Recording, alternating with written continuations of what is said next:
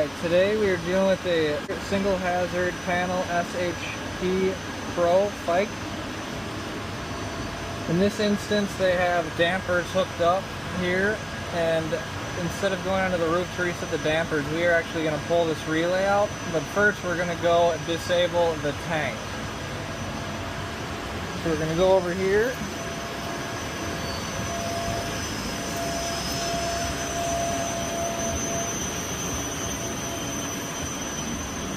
Now in a system like this, you're typically going to have a jumper wire that we keep around the gauge. And now because we don't have any carpet here, when you're dealing with this, you want to constantly ground yourself out by touching the metal box. This metal box. Alright, so now that we're in this metal box, there are two wires that go into the electronic actuator. As we're holding onto the box, we're going to carefully remove the red and blue wire and put the jumper in its place.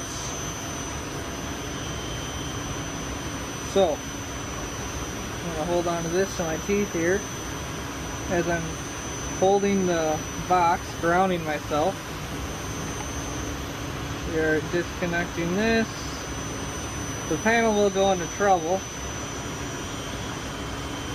and the jumper will make the panel normal, allowing us to simulate firing the tank. Keep these away, don't want them touching. And we're going to put these back in. Now that the jumper's in, these are not connected, we can now safely fire and test the system. I like to keep this here so we don't lose it. Tighten it down. And we're going to go back and fire off the system using the cross zones, which means we're going to hit two detectors. Now that we're back at the panel, we've put the jumper over at the actuator. We are now going to remove the damper PAM relay to avoid shutting down their HVAC units. Simply pull this out, and we're going to shut this down. Now it's time to test. Alright, we're going to test the system. We're going to test the abort switch as well.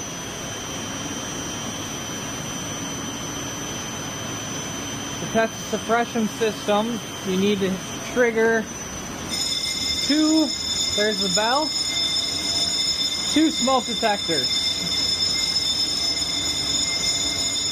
Bam! It is now in alarm. The system bypass button is active.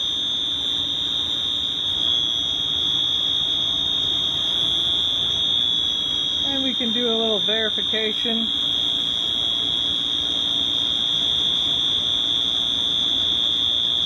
Usually 30 seconds, but it's already been 10 seconds roughly, so we'll go to about 15-20 seconds, make sure it doesn't go off.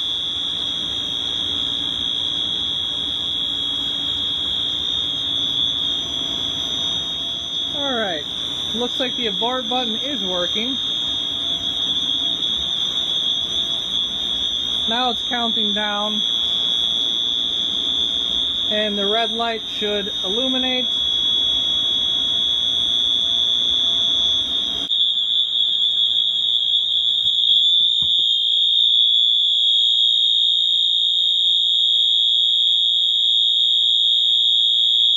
And the system has released. And we are good. We are now going to silence, and we are going to reset. We have successfully tested the cross zoning and discharge of the tank. We also tested the bypass button. There's two bypass buttons, so we're also going to cross zone again, two other smokes, and hold this system bypass button right here. Alright, we have now tested both bypass buttons. We are now going to test the manual pull station. Now this will immediately dump the system or activate it when it's pulled. Pull that out, push it in. You can see it released immediately. Okay, the only way to reset this is with the key. We're now going to reset the pull station. Twist and it pops out. Now this actually can unscrew. It's very important that you don't unscrew this and lock it up, because you can actually trigger it even if it's locked up with this screwed out. So it's important that this is screwed all the way in till it's tight. You put this back on, put a tamper seal over it, good to go. Now this system has 2 of these, so we're going to go test the other one as well. Now that we've tested all the smoke detectors, the manual release stations, and the 2 bypass stations, we're going to treat this like any other fire alarm system. We always want to test the smoke detectors first to allow smoke to clear the area as we're doing paperwork, load testing batteries, testing charging circuits, etc. A lot of these suppression systems have this little jumper here.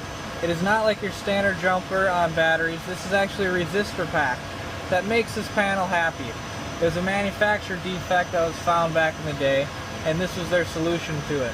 So make sure it goes back on as is, that you see here. We're going to load test the batteries like you would on any other fire alarm system. Now, other things that you might see is a disable button. This disable button will put a trouble on the system and will disable the release circuit. This is good to show a customer if they're ever going to starting to do paperwork. We still have this jumpered out. We're letting the smoke settle to avoid any false alarms. This tank specifically has a leveler on here, and you'll look at what the past temperatures in the room were, the PSI, and the gross weight, but the level right here is what we're going to read on this device. So you will screw this out.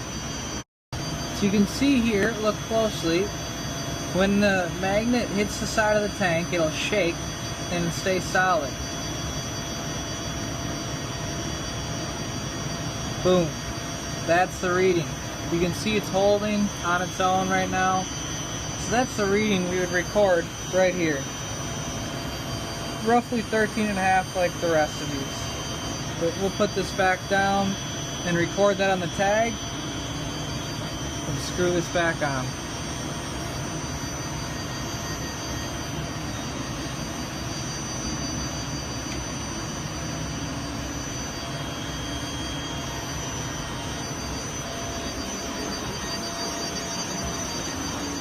Part of our inspection also includes that you make sure the exterior horn strobe is flashing. You should have a sign that explains what the horn strobe is for. So to distinguish it from the fire alarm system, this is for an extinguishing system. Flashing light indicates discharge. Also should have a caution sign. And there's also a thing we like to do is a credit card test. Is the door seal good? Room integrity test. It's very tight under there. Tight there. All good. We also want to look for any holes in the ceilings or intrusions into the wall that might not be sealed.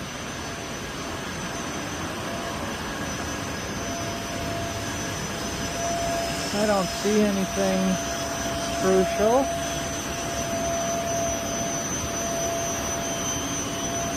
This is something that I would address, and we will take some more intrusions here that are pretty serious. Take pictures of this and make deficiencies. The chemical can actually escape above the ceiling, and the original room calculations, odds are, were only for everything below this drop ceiling.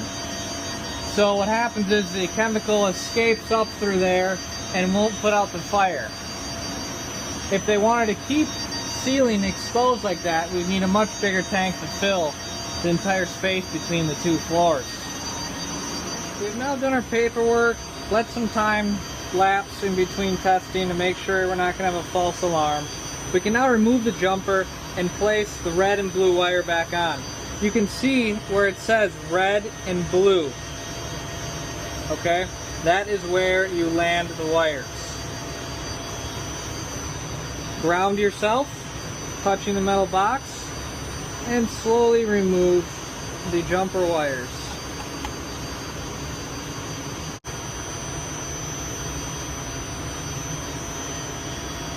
Place this back on here for the future technician and reattach these on. The panel will be in trouble right now until we reattach these wires. Button it all up and we should be all set. Last but not least, we're going to hang a tag. Punch the appropriate chemical, sign it, boom, bless it, all set.